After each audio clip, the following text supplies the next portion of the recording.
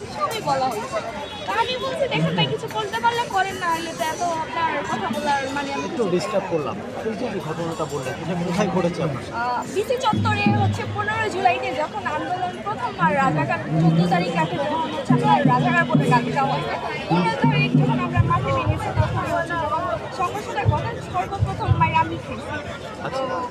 তখন ওই দিন হয়তো অনেকে এত খারাপভাবে মারছে যে অনেক কথা বলছে। আমার একটা ভালো লাগতেছে কি আমি তো সরকারের কাছে মহান বিজয় দিবস উপলক্ষে আপনার চাওয়াটা কি? যে একটা ছেলেকে যেমন প্রাধান্য দেওয়া হয় আমাদের বাংলাদেশে, একটা মেয়েকে কিন্তু এরকম প্রাধান্য দেওয়া হয়। কেন দেওয়া হয় না? কেন মনে হলো এমন? কারণ একটা ছেলে মুক্তভাবে চলাফেরা করতে পারে, কিন্তু একটা মেয়ে কি জন্য পারে? একটা মেয়ে মানে পথে চলার পথে কি জন্য বাধা থাকে? আমরা বর্তমান সরকারের কাছে একটাই আবেদন, মানে উনি যাতে একটা ছেলে এবং মেয়েকে সমান